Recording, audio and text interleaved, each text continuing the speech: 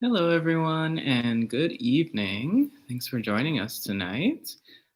Tonight we have Bhante Santi joining us. He'll be sharing some words of Dhamma after guiding us in some meditation. And good evening so far to Elaine and Jens. Elaine says, "Hello, my dear ones." Always good to see you, Elaine. And hello to other friends who are watching, but not speaking. Oh, Liz and Eleanor chiming in, saying good evening. And as usual, if you have questions at any time, feel free to type them into the live chat and we'll address them at the end of the talk. So at this time, I'll pass things over to Venerable Santi, who will lead us in some meditation.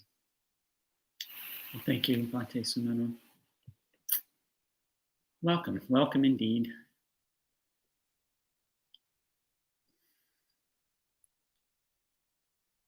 Let's begin this evening as we usually do during our evening Dhamma Talk live streams with some meditation together.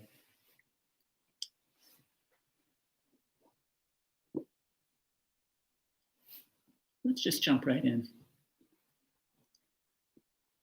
Tonight we'll begin with some simple contemplation of the body to calm the minds from whatever you've been doing today, or whatever you plan to do today if you're far away in another time zone where it's morning. And we'll blend our meditation this evening with some meditative contemplation. This will be a little different than what you might usually do during your meditation practice, but I invite you to just give it a try, see how it works for you. It's one of the joys of group meditations, guided meditations, is you get to try something new. So let's begin by closing our eyes and just checking in with the body, seeing what condition and state. Well, we'll see what condition and state we're in this evening. So try to keep your eyes closed throughout the meditation. Let's just begin with that most telltale of body parts, the face. How does it feel? Can you relax it? Our faces are mirrors of our feelings. So just letting go in the face, relaxing around the eyes, the cheeks, the mouth. That can reflect right back into the heart, into the mind.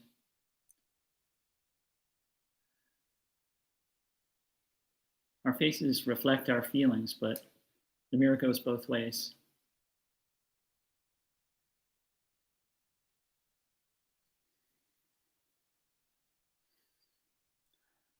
Relax around the temples.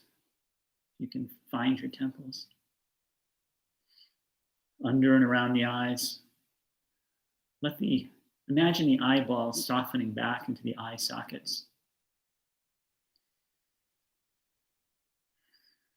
And keeping your head upright, just relax around the neck. What's the least you can do to hold your spine nice and straight, but relaxed?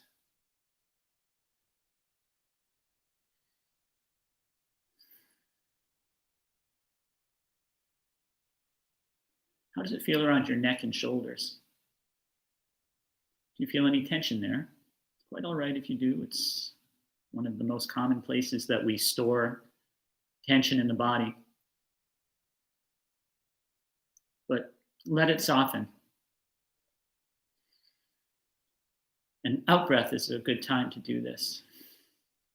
Just let the breath soften your shoulders on the out breath.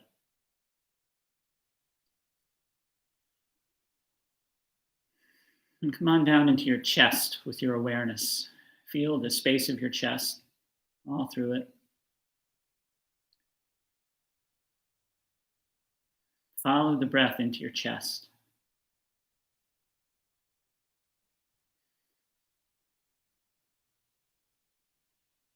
Just rest your awareness in your chest for several breaths.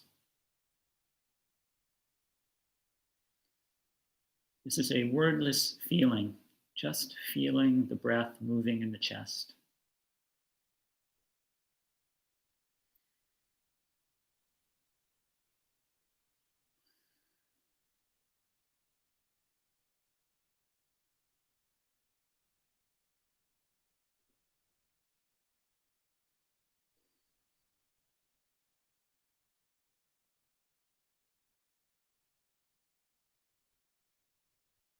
And on your next out breath, sinking down into the belly,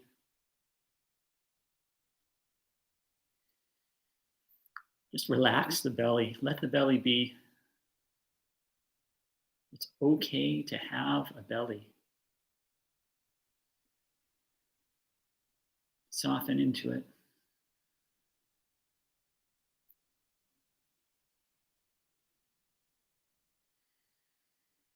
If you find yourself rocking forward, sit back up straight, but stay soft, just relax. Feel the state of your body.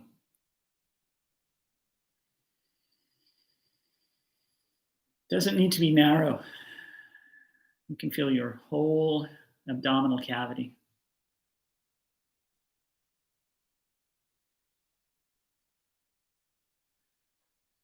You feel the seat,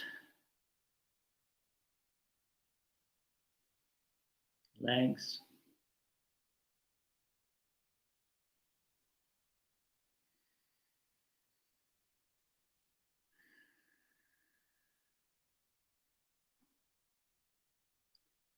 Now see if you can expand your sense of feeling, your sensitivity to your body, your feeling, to the entire body. Nothing to do, just to note how much can you feel, expanding your attention to encompass your entire body. Just noting, not with words, but with your attention, any spots of tension or any other sensation, allowing that sensation in the context of the field of your whole body.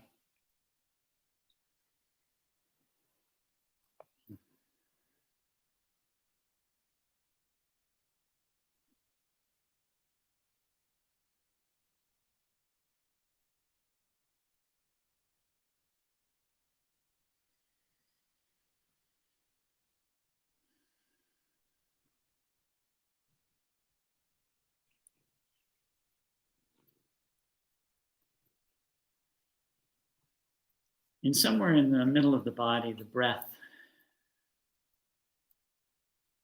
all on its own, continuing.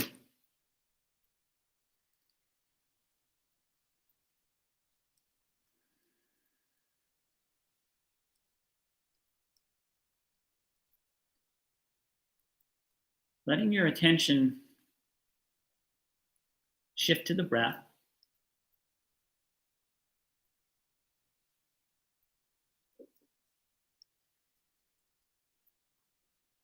Note the condition of your breath now.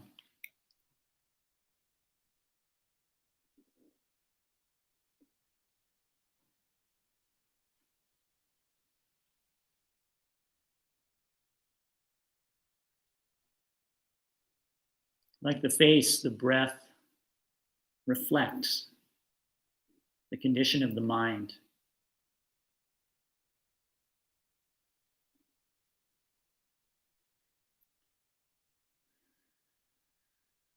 Sitting, just feeling the body calmly for 10 minutes, as we've just done. Your breath may be fairly calm right now.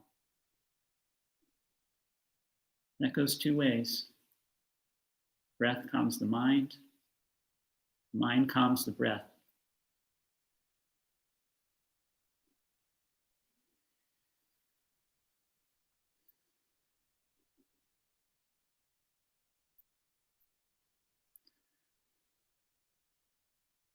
The state or quality of the mind is also reflected in the quality of the thoughts that arise. in the mind. And so, with this calm that we've been cultivating, let me invite you to turn your attention to a question that I'm going to ask you.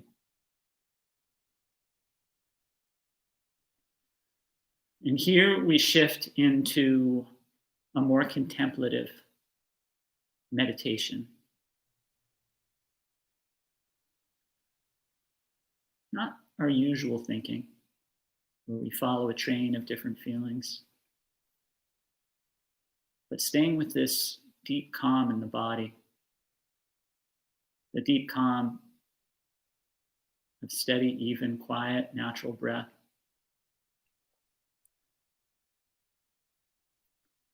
See if you can just let the question land without rushing to an answer.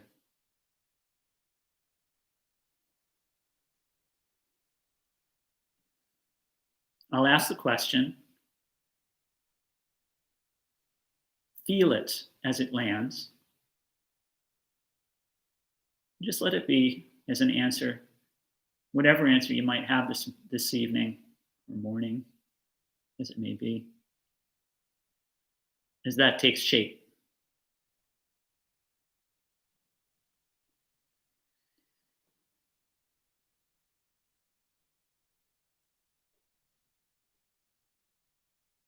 Again, you don't necessarily need words here, but if words come, that's completely fine.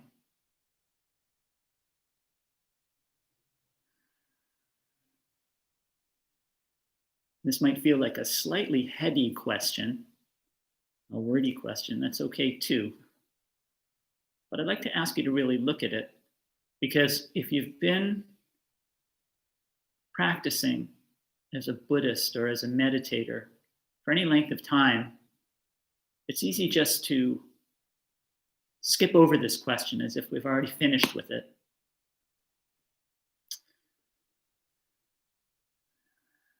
Well, here's the question. What does the phrase spiritual development mean to you? What is spiritual development?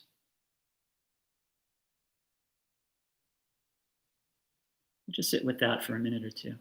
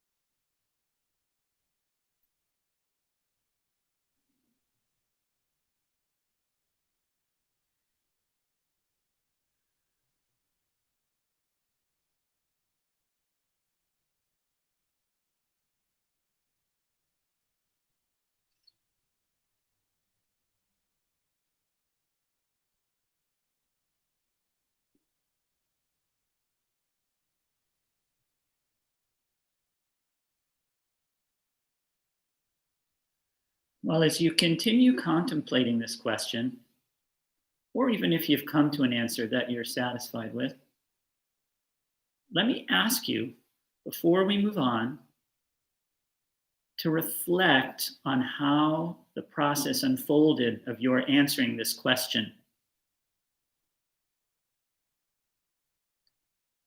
The mind started with hearing the question, or maybe with a sense of curiosity as I started to ask the question. Reflect back somewhere around there, pick that point up, and then work your way forward. How did your mind move through the answer to that question? Let me ask you to spend just another minute Try to reconstruct. How did your mind move through that question?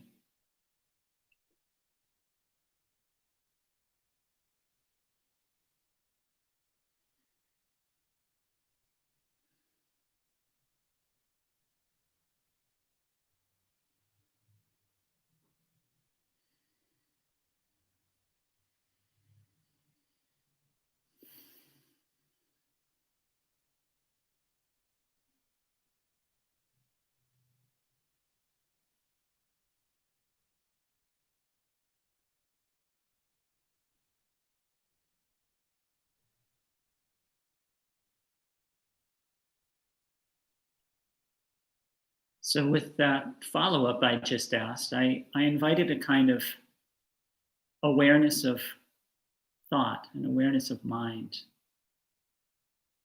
a noting of not just what the mind is thinking, but how. So, for the next few minutes, I'm going to ask you another question. There's going to be two more questions, each one just for a couple of minutes. And for these last two contemplative meditations, brief contemplative meditations, let me invite you to hold on to both of those streams, both what unfolds in your mind and how it unfolds in your mind. Both what your answer to the question is and how the mind answers the question.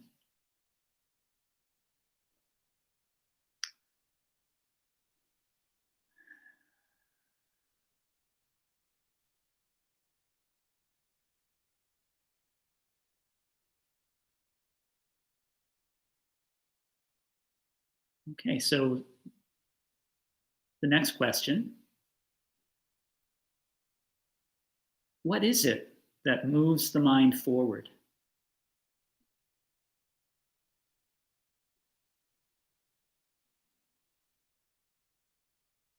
Again, don't rush to the answer. If answers just came flooding in, just watch those, feel them, and continue resonating with the question.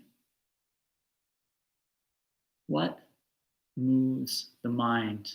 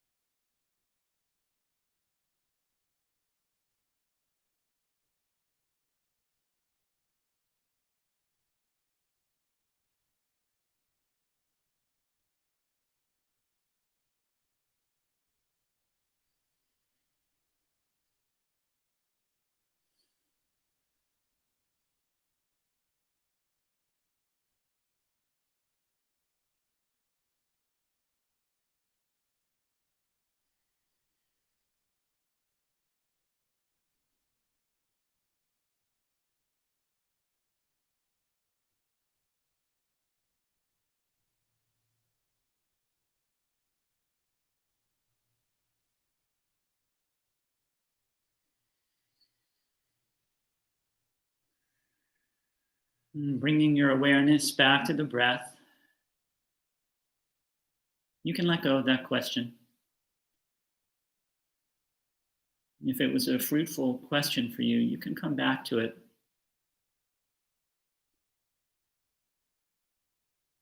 But now there's one final question I'd like to ask you.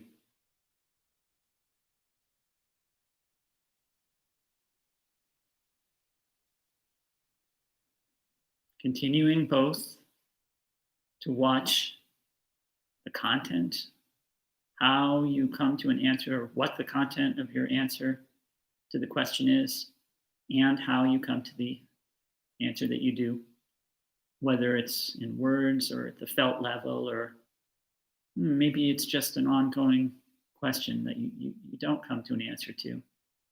See where it leads you. I'll ask this last question.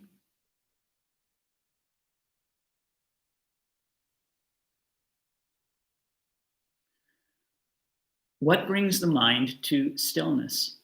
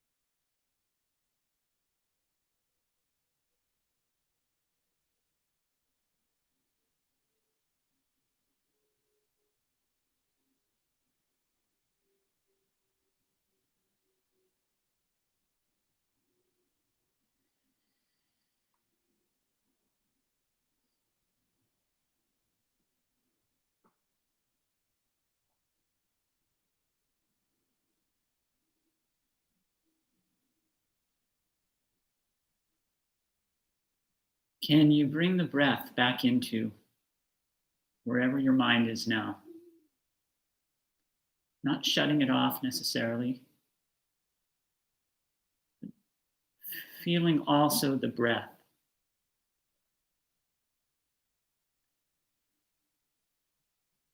If this has been fruitful for you and is continuing, sure, continue. Continue contemplating that last question. But stay with the breath. Stay with the body. Maybe let the next few thoughts wind down. Come back to the breath. Stay with the feeling of the breath, the simple feeling of it. If the breath is a meditation object that you often use, wherever you prefer to notice the breath, to rest your awareness, that's okay. Tip of the nose or in the abdomen or the whole breath. If you don't have meditation on the breath as regular practice, notice where you feel the breath and rest your awareness there.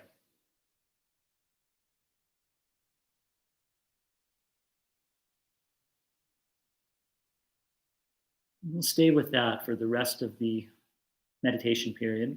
Not so long now. The mind wanders, just come back to that feeling of the breath until I ring the bell.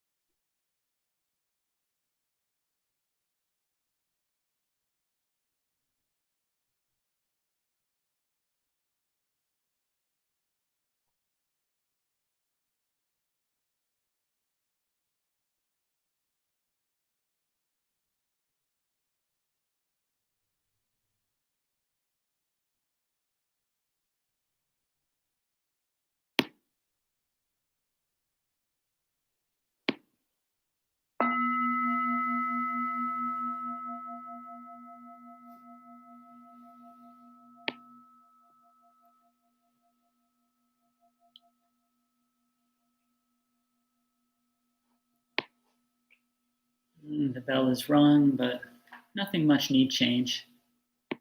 Please stay with whatever sense of calm or peace came in during this meditation. If you need to change postures now, though, that's fine. If you've been sitting more formally, or if you feel any tension that's come in from the sit, you feel free to stretch and take a comfortable posture for the Dhamma talk.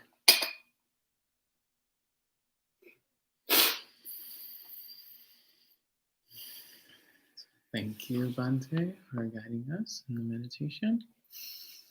And welcome to some other friends joining in.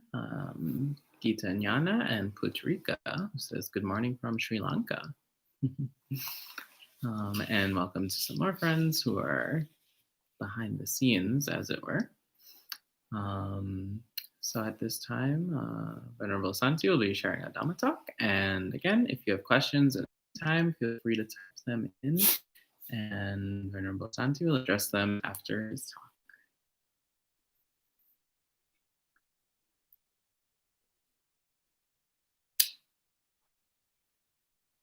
Actually, let me invite you to, if you have an urgent question in your words, you're going to forget it, sure, you can type it in. But let me invite you to maybe just note the question. Let it go for now. And take this Dhamma talk in just in a more receptive frame. Just see what lands with you as interesting. Let your questions percolate. Maybe even try not to interact with the computer so much. It's traditional to actually, it is acceptable in tradition to take in a Dhamma talk with your eyes closed to further that sense of just quietly receiving. Not that you're accepting necessarily or agreeing, but you're kind of suspending your judgment about agreeing or disagreeing. This can be a skillful way to take in teachings on the Dhamma. Okay, we'll begin with traditional blessing. Namo tassa bhagavato arahato samma sambuddhassa. Namo tassa bhagavato arahato samma sambuddhassa. Namo tassa bhagavato arahato samma sambuddhassa. Buddhang dhammang saranang namasami.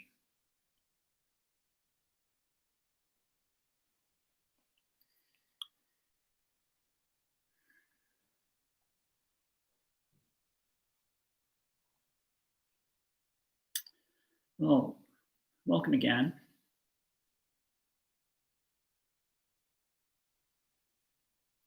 The questions that I asked during the guided meditation period were groundwork for my topic this evening. I asked you the question, what is spiritual development? What does spiritual development mean to you?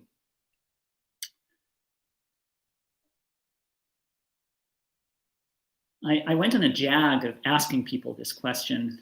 It was within the past month. I don't know why it came to mind to ask, but the inspiration struck, and I just thought, all right, I'll just see what people think about it. And I asked people. This was around the monastery I've been staying at for the past 4 years, Temple Forest Monastery, where I've been training in New Hampshire. And I got quite a variety of answers. These were not just monks. I was asking lay supporters and unordained temple residents. Maybe some of these answers will resonate with you. At least one person said, well, spiritual development is the mysterious, the unseen, the hidden, the occult. Others had very clear ideas from Buddhist doctrine. You know, it's this path that we follow through steps X, Y, and Z.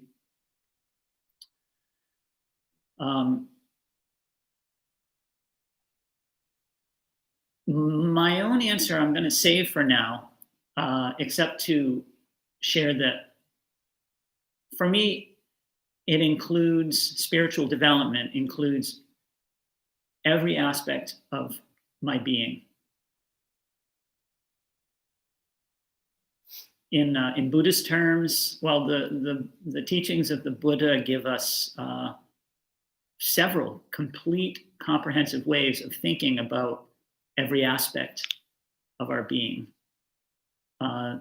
There is the way of thinking in terms of the khandhas, maybe you've encountered, that we are composed of these 5 different collections or heaps, or if you want the abstract Latin term, aggregates of experience. There's the bodily aggregate, which, by the way, possibly better translated the aggregate of form, because it doesn't just include our physical body.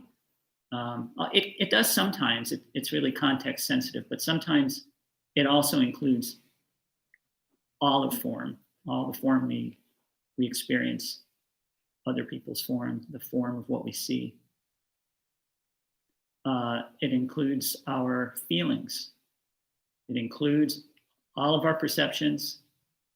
It includes all of our mental responses to our experience, all the content we generate, intentions, volitions.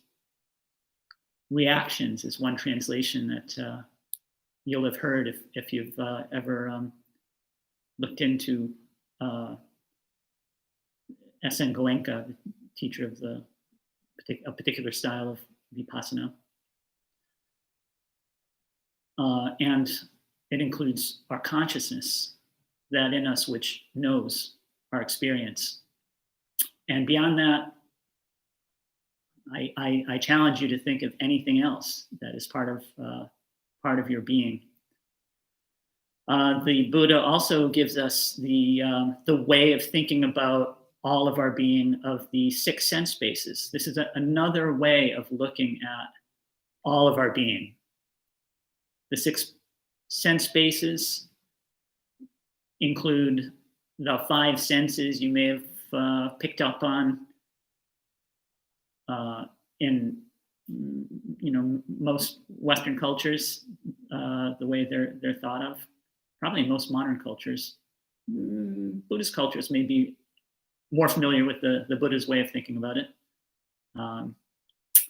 The 5 senses we're used to thinking about: sight, sound, smell, taste, touch.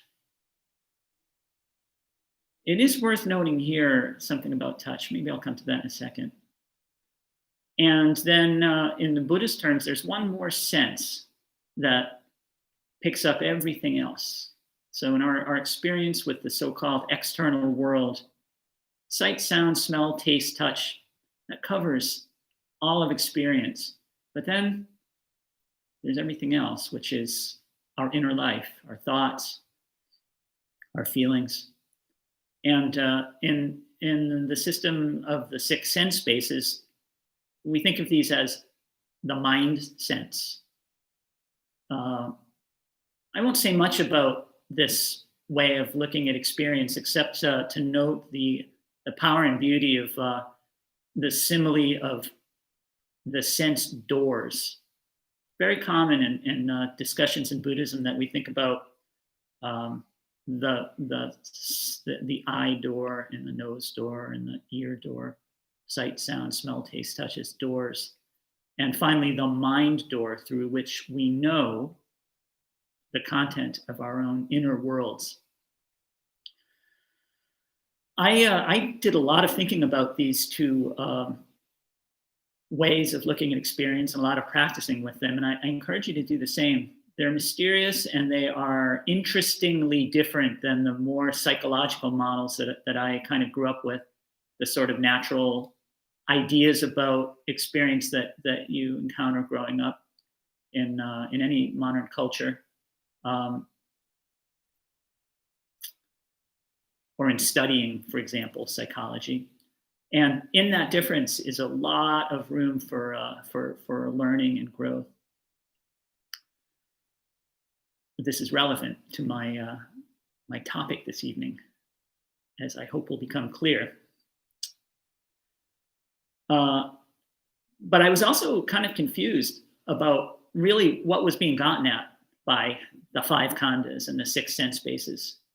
And I had a kind of insight into this pretty early in my monastic life, after struggling for a long time with this mysterious language of khandhas and the sarayatanas, the sense spaces. It just came to me, they're just talking about my experience. The khandhas, taken as a whole, equal my experience. There's nothing more, there's nothing less to my world in the present moment than the five khandhas, or looked at a different way, the six sense bases, or looked at a different way, experience.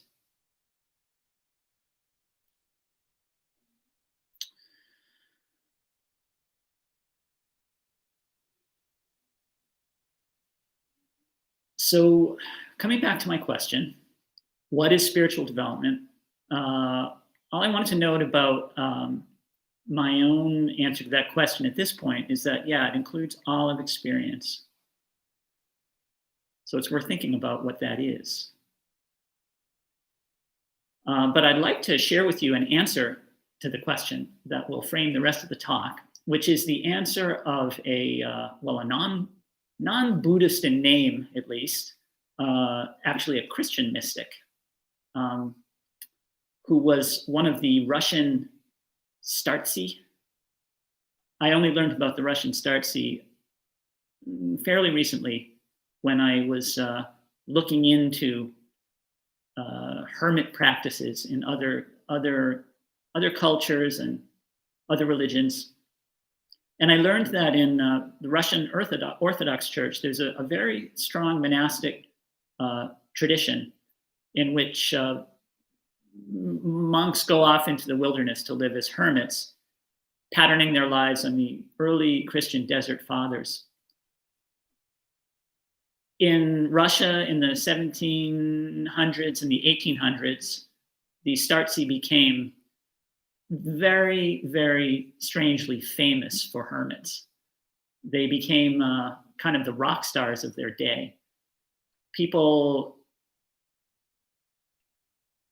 Some people did flock to their monasteries, and this kind of upset the program of their being hermits.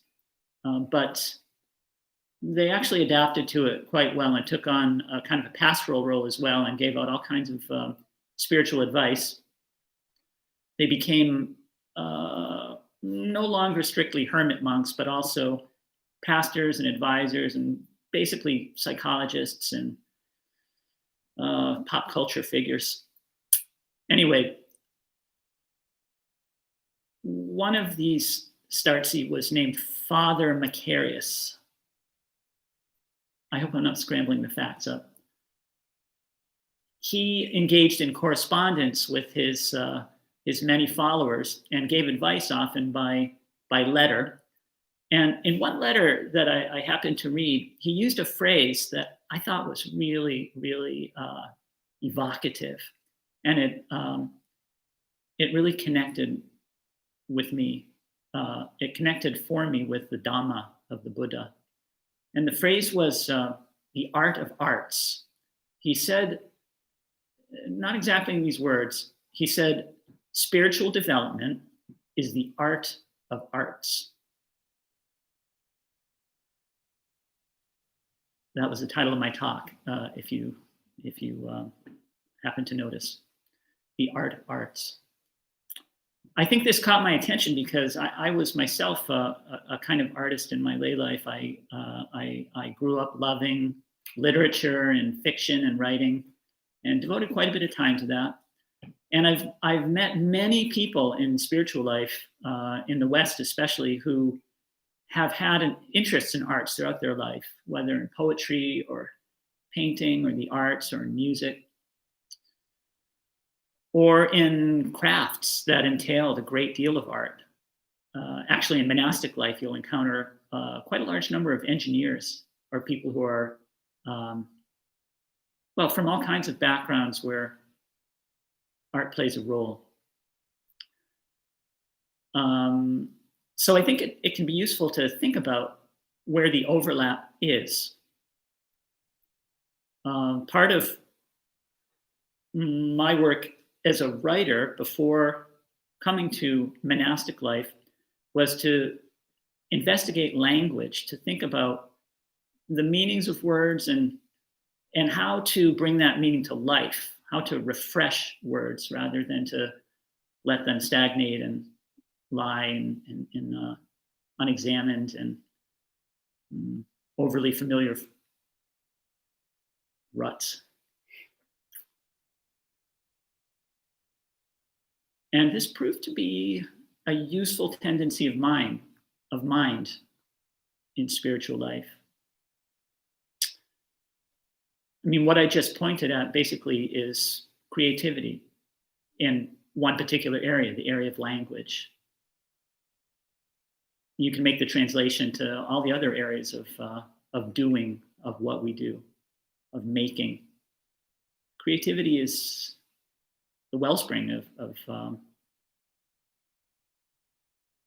lot of valuable discovery. So, how is spiritual development and art? That's maybe a little less obvious.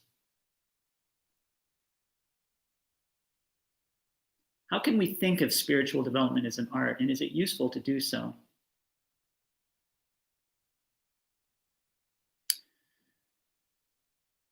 Answering this question for me leads to a kind of reflection on how we use similes skillfully. Spiritual development is not an art of the world like poetry, fiction, filmmaking, acting, or dancing in one really, really important way. And the important way that I'm thinking of where spiritual development differs from these arts is in the kind of pleasures that it brings. The arts that I'm pointing to, the fine arts and also the practical arts, often aim, at least in part, in bringing worldly pleasures. Pleasures of the senses, visual forms that are pleasing, pleasures of the taste, like for people who practice the art of cooking.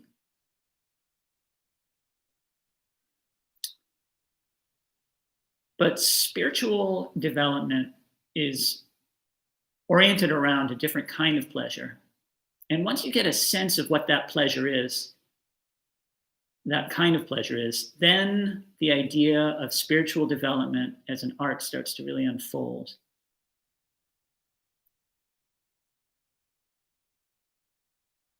Actually, the question of what kind of pleasure lies beyond worldly pleasures, beyond sensual pleasures and the pleasures of the mind or the pleasures of becoming, as we say, a kind of broad category for the pleasures of status or the pleasures of gain. Huge topics in the worldly arts, by the way. But the idea that there's something that lies beyond those pleasures, that also bears some real reflection. What kind of pleasures lie beyond worldly pleasures? Maybe to help think about that, we might turn now more narrowly to the answer the Buddha gives us about spiritual development. The Buddha lays out a very, very clear path and articulates it actually in a number of different forms, but all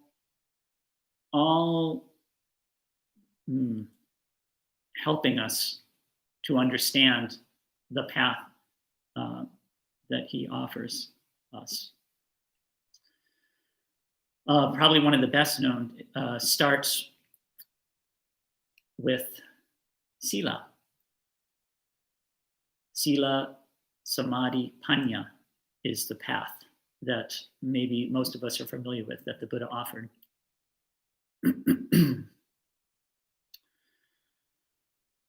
Actually, the path that the Buddha offered is encompassed by sila, samadhi, and panya, but there are other ways to kind of slice and dice it. Most prominently, of course, the Noble Eightfold Path. It's another way of saying the same thing. But let's think about the path of sila, samadhi, panya. If this is new to you, you'll understand the terms by the end of the talk. Sila is often described as the beginning of the path, but I think maybe foundation of the path is a better way to think about it, because the different parts of the path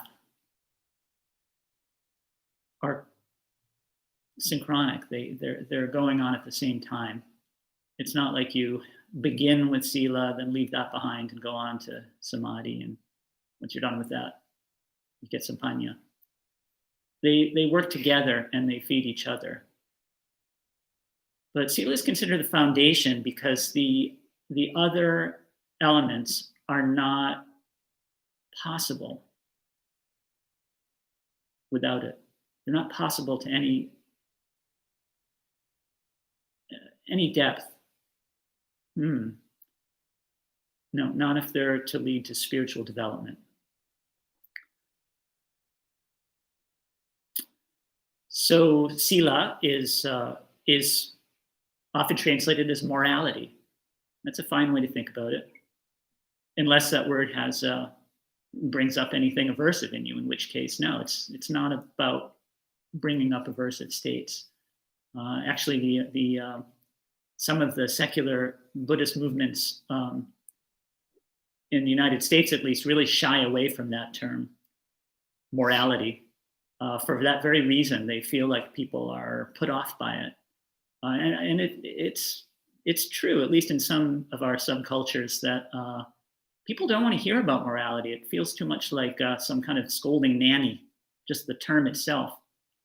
I've encountered many such people in my life, including friends who seem to, they just don't really want to talk about it. It kind of awakens their inner scold. And yet, interestingly, most of those people are good people. Most people are fundamentally moral. But this tendency to kind of be averse to really looking at it by name is also worth questioning. So I'm happy to offer some alternatives to that term. But actually, if you really look at what the term means, it's not a bad word. I don't need to reclaim it tonight, though.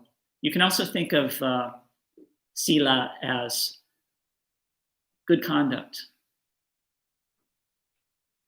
ethical restraint. I invite you to look at the meaning I'm pointing at creatively and find language for it that works for you.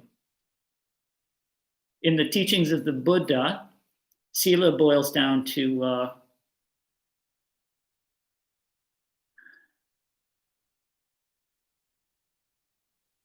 I'm going to take that back.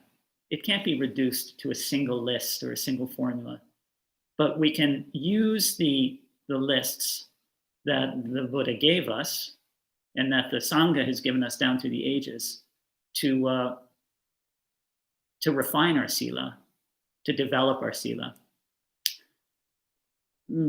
Best known to Buddhist practitioners, of course, are the precepts for lay people who are not staying at monasteries or not engaging in periods of particularly intensive practice. That's the 5 precepts. Precepts itself is a translation of a term that is also subject to translation. Words are interesting that way to other translations. Sometimes, rather than calling our ethical guidelines precepts, we can call them trainings. Anyway, just to quickly point to the kind of precepts I mean, the first precept is to refrain from killing. The second, to refrain from stealing. The third, to refrain from sexual misconduct. And usually that's understood as cheating, cheating on a sexual partner, or having sexual relations with someone who's in another relationship, or in any kind of sexual violence.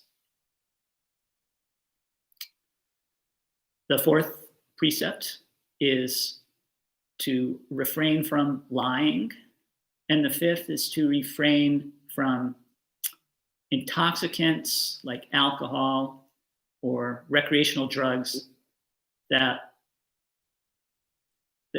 derange the mind. That's kind of a strong word, that make the mind heedless with regard to those other precepts, that distract and confuse the mind, make it impossible for the mind to turn away from its base, simple appetites and pleasures. So you've probably encountered that if you're a Buddhist practitioner already. But when we look at Sila as an art, we recognize that, well, there's a lot of room for refinement here, and actually a lot of room for guiding ourselves towards a deeper, more living relationship with our Sila. You can do this for each of the precepts, but maybe I'll just mention the first precept as an example. I think most Buddhist practitioners know the first precept. You probably understand that it's a good idea to refrain from killing, especially people. You probably wouldn't be here if you were actually a murderer, literally. But how far have you gone with the first precept? Have you considered not swatting mosquitoes, for example?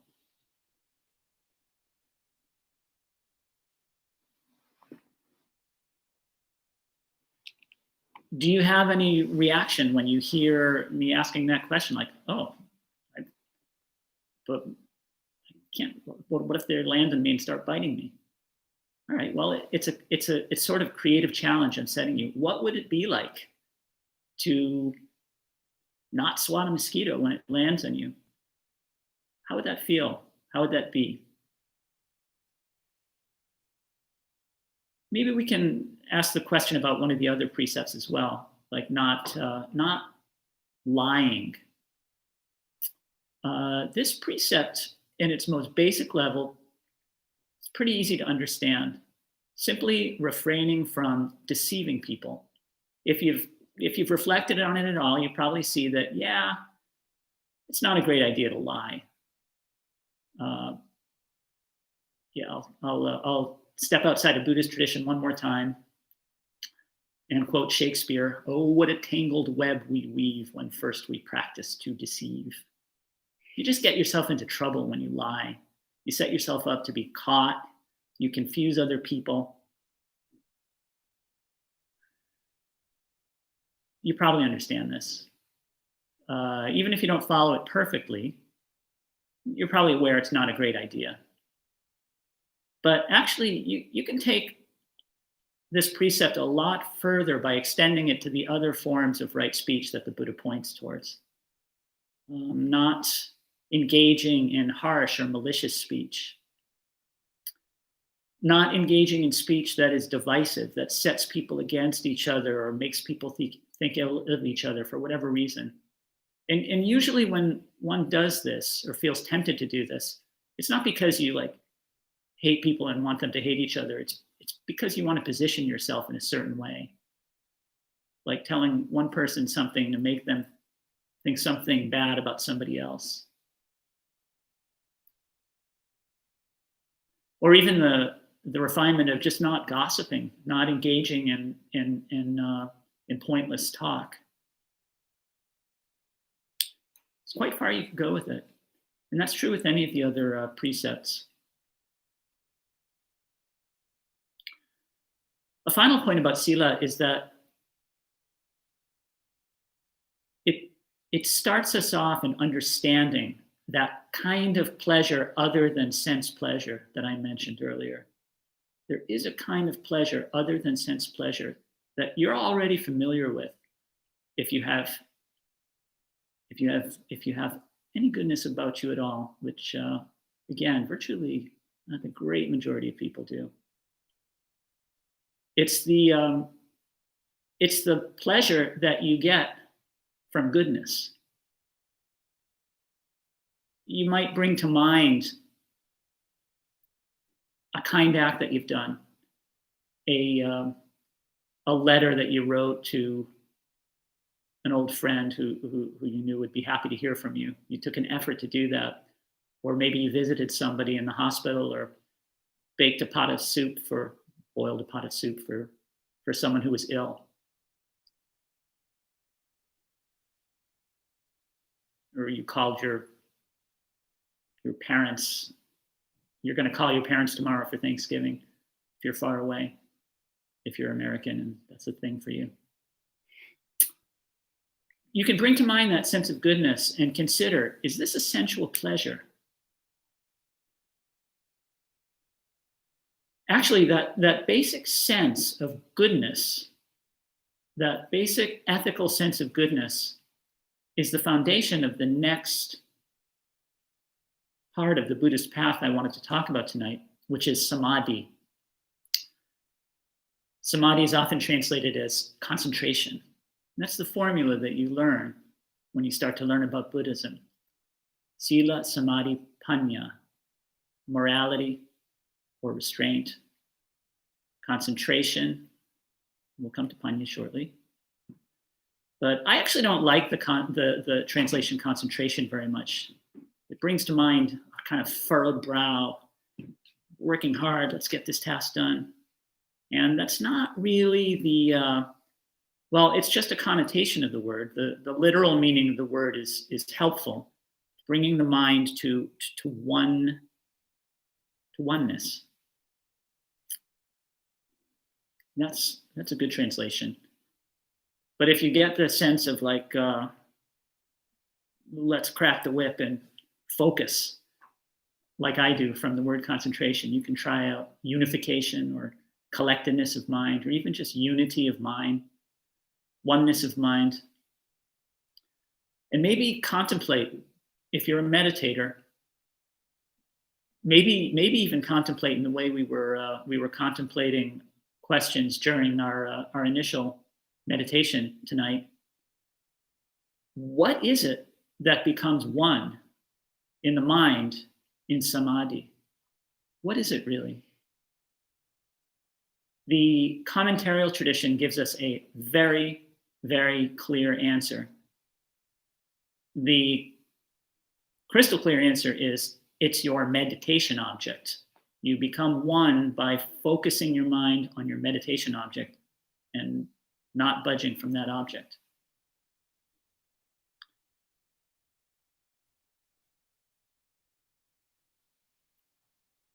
And yet, some of the objects that were given by the commentarial tradition just aren't that kind of object.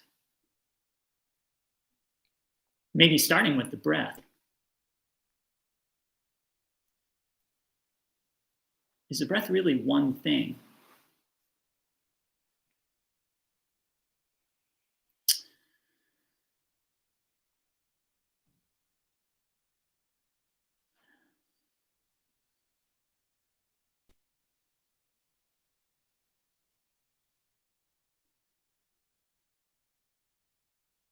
But on the path of samadhi, there is a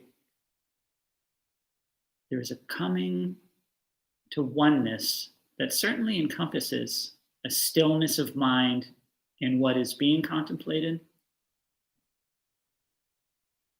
in the state of the mind itself, in ways we could talk about at length.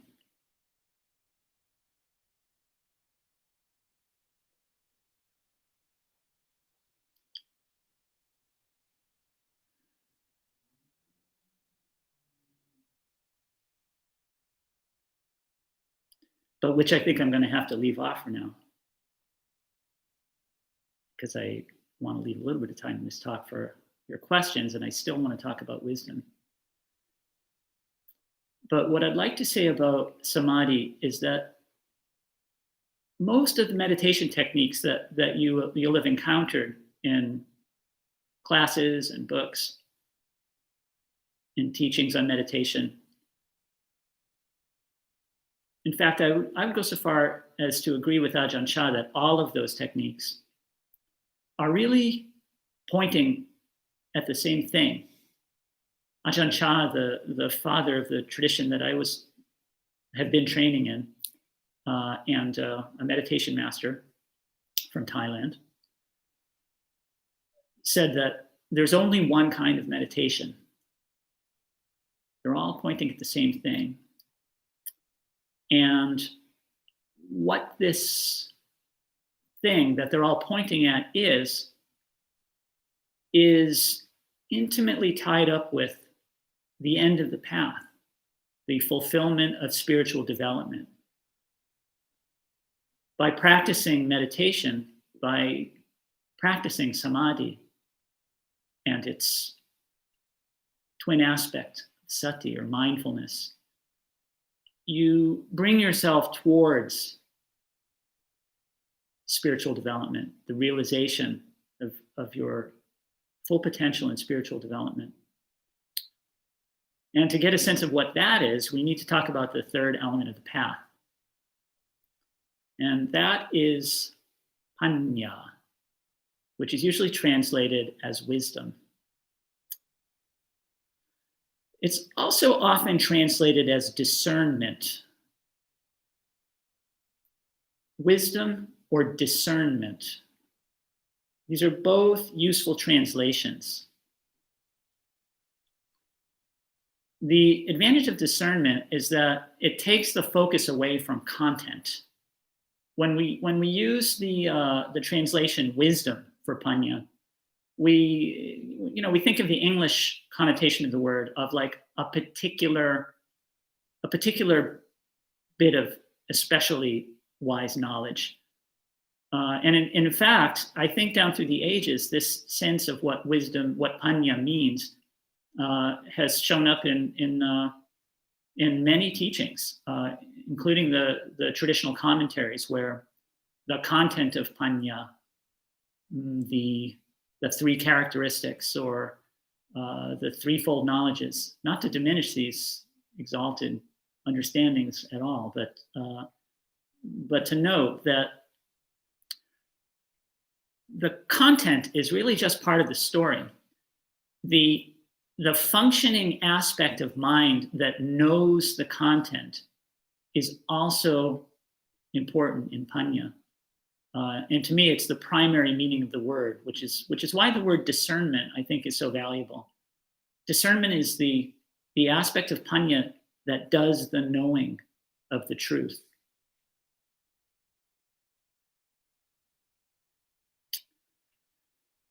So here's where my initial question comes in.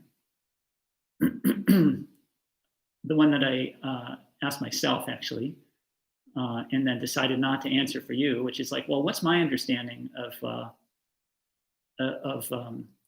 spiritual development?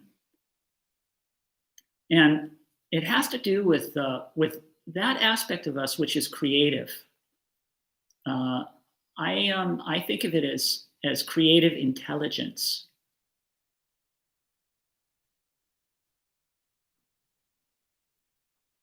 I think it's really valuable, and as a Buddhist, thinking about the wonderful teachings that the Buddha has given us, to really place at the center of my personal agenda or curriculum the translation of those terms into the terms that I've used in the rest of my life to think about life, to think about the world. the terms whereby my culture and the modern world, my birth culture, I guess, have led me to view things. And I've noticed how some of the words that I use quite commonly just don't show up in the suttas, or in the even in the traditional commentaries. And both creativity and intelligence, creativity and intelligence are examples of such words. They're just not often found. So I kind of have to make the translation myself. It's sort of a two-way process. I ask myself, well, what is really meant by panya? Does wisdom really get at it? Does discernment get the whole thing? Now, I mentioned to you how discernment is close, but I need to go a little farther with it. To bring in this creative element, I need to go to intelligence. There is an intelligence in each of our minds that allows us to move the mind forward. So if you can just check back in with your answer to those first few questions I asked during the guided meditation, or the last two questions that I asked, let's consider for a moment what it is that moves the mind.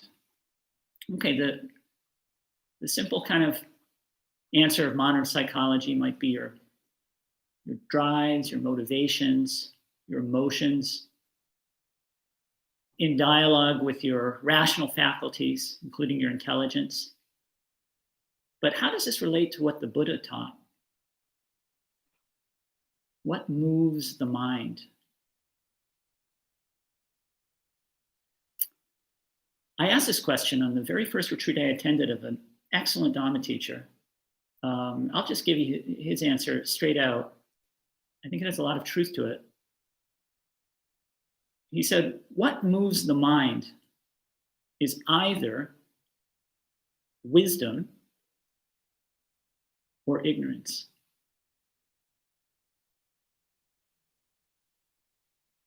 And after a lot of reflection, I came to the answers, or to the translation for myself, that in this sense, wisdom is our skillful intelligence, our wise intelligence.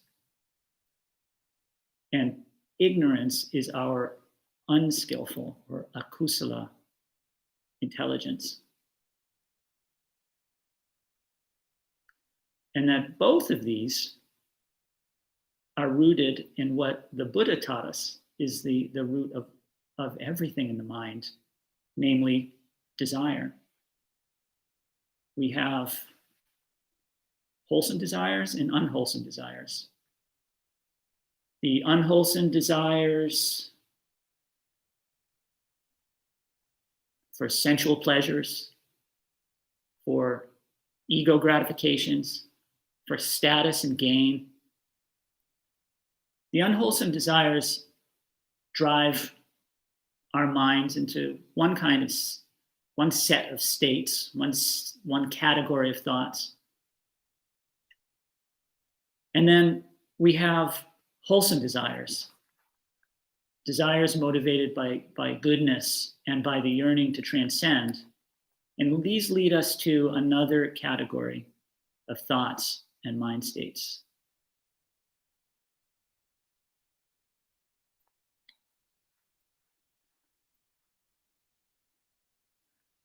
And ultimately, they lead us to what that third question of mine during the initial meditation pointed to, which is, what is it that brings the mind to stillness, that brings the mind to peace? Maybe you can recall the answer that you started to come to, or the process whereby you started to come to an answer. And I'll invite you to maybe let that be part of some contemplative reflection that you do.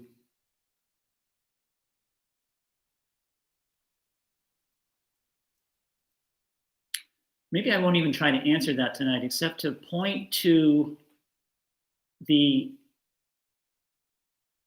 the connection that I drew during that guided meditation between the state of the mind and the quality of our thoughts.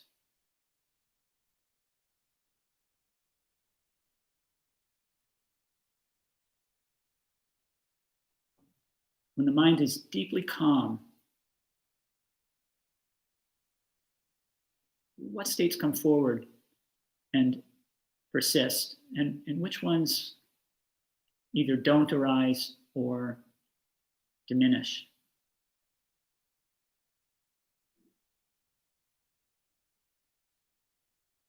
This is a valuable contemplation. Well, we're running a little low on time, so I think I'm going to end my Dhamma talk here. And I hope these words will be useful for you.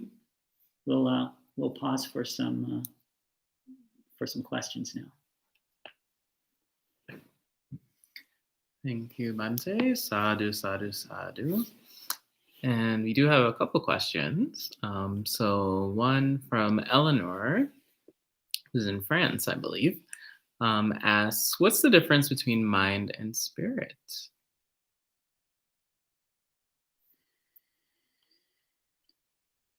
Well, that's an excellent example of what I would call a spiritual question.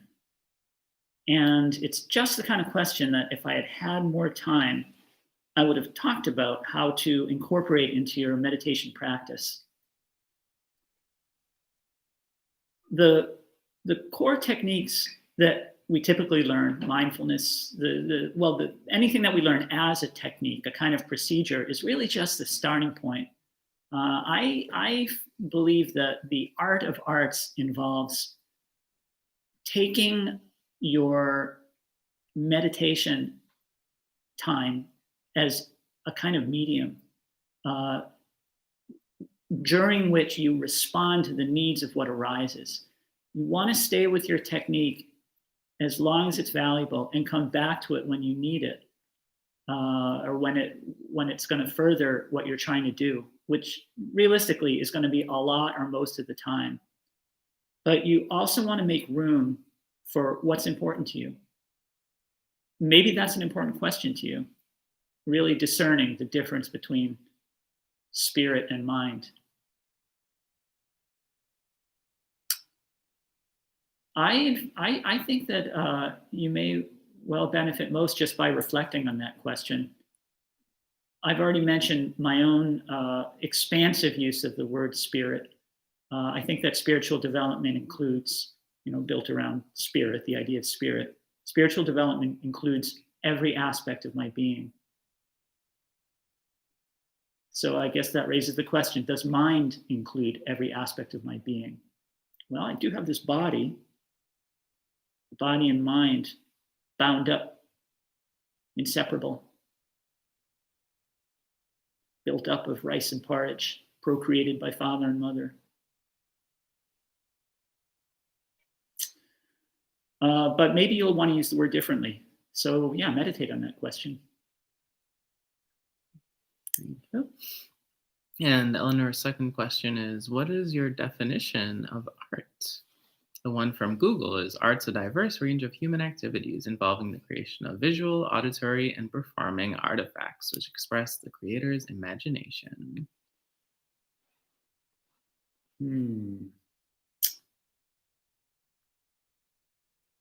I'm not going to venture a comprehensive definition of art, except to say that my definition of art is going to it's going to not just be Google's. I'm going to want to look into that at the sort of in the way that I've just been talking about. If you have, if you like art, if you engage in art, or have found something meaningful in art, look at what that is. Ask yourself, what is it that I'm liking here? What is this that's before me? Explore it as a kind of simile for what you can do in your spirit.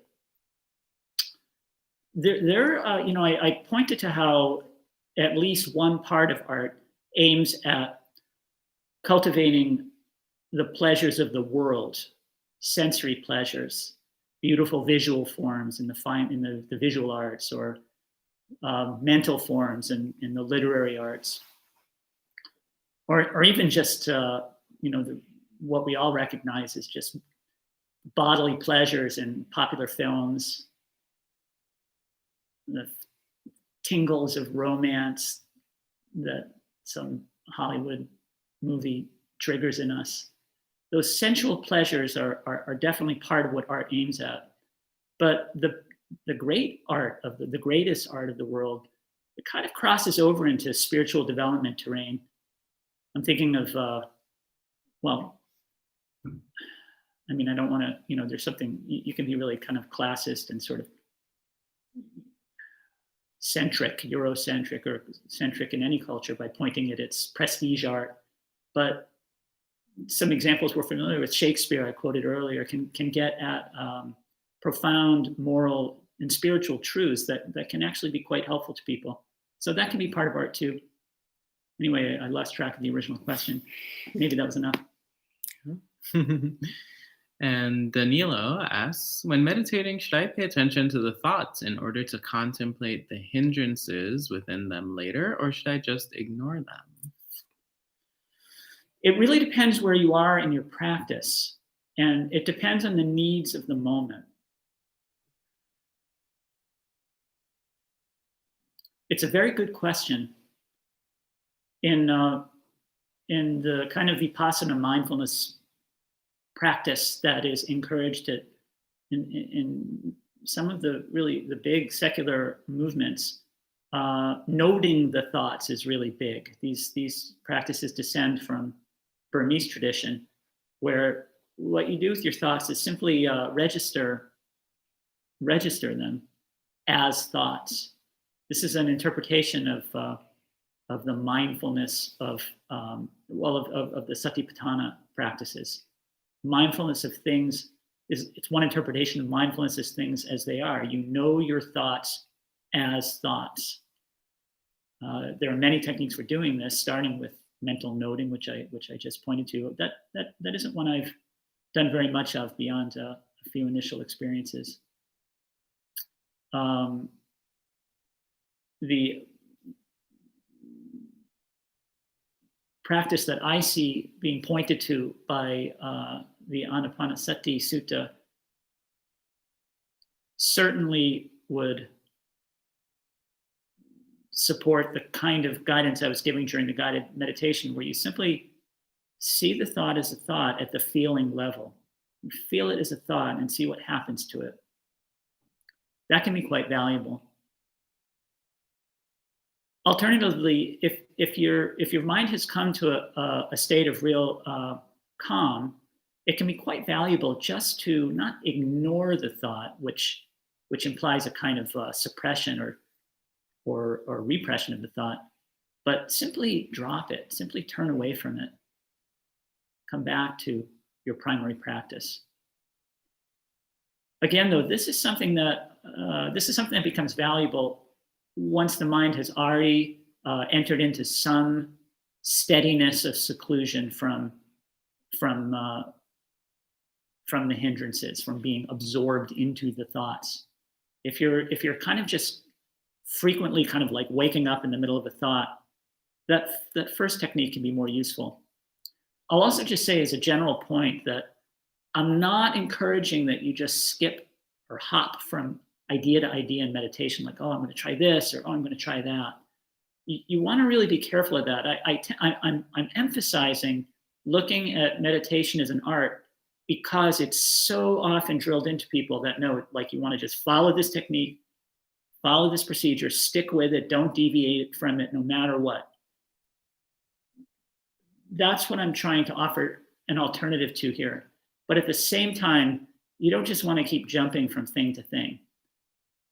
The commonly told story in spiritual circles, I'm not quite sure who may have said it first, but the commonly told offered simile, I should say, is of how you go about digging a well. You may have heard this. You can you can dig, you can get the idea that, well, somewhere out in that big field, there's a spot that I can dig down into and get to water. And approaching that task unskillfully, you'll go out and you'll start digging a hole in one place, get tired, go to another place, dig a hole, no water, go to another place, dig a hole. And you can wander all over that field for day after day after day, digging shallow holes and never get to water. You have to settle on something that feels right to you and really stick with it for a long time. I'm just encouraging some flexibility in that and some attention to how your own progress unfolds with it. That's a more general kind of comment to frame the answer I just gave you, which is that it depends on where you are in your practice. And Robin says, the art of arts makes me think of the Stoic philosopher Epictetus, who described reason as the art that takes all the arts, including itself, as its object of study, deciding how they should be used. Maybe the Buddhist path is the same way? It's not the same way, but I think there may be some overlap there. I haven't studied Epictetus. When you use the word reason, I wonder if that's not a translation of something that might not exactly translate as reason. Might have something to do with wisdom or creative intelligence. But again, I'm not sure. There's a lot of wisdom in those ancient Greek philosophers, but not my path. And then the final comment, it seems, is from Jens, who says, thank you for your reflections. Very helpful. As you may be familiar, the Dalai Lama has a book titled The Art of Happiness. In it, he discusses the development of a true happiness, that is spiritual happiness. Yeah, I haven't read it, but I would be so bold as to say that's probably a really good book. Okay. Well, thank you everyone for joining in, and thank you, Venerable Santi, for your words and reflections. And you can all join us tomorrow morning for a sutta study with Bhante Santi, I believe, or Ayasoma. And in the evening with meditation and talk from Ayasoma. And then Friday in the morning for sutta study again, and monk chat in the evening. So as always, we can end with 3 sadhus. Sadhu, sadhu, sadhu. And enjoy the rest of your night or day. Thanks again.